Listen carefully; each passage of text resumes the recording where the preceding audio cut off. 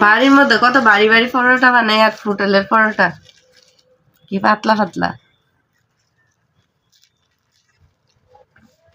আজকে হইতেছে গা অসুস্থতার কারণে, আর হইতেছে গা ফুলাফানের অত্যাচারে সকালে রান্না করতে পারি নাই, তার জন্য দোকান থেকে নাস্তা কিনে এনেছি, সাথে দিছে আবার ডাল।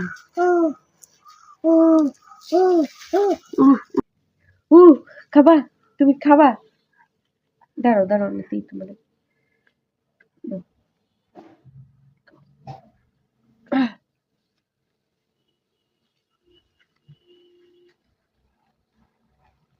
কে কে খাবেন চলে আসেন। পরোটা আর হইতেছে ডাল।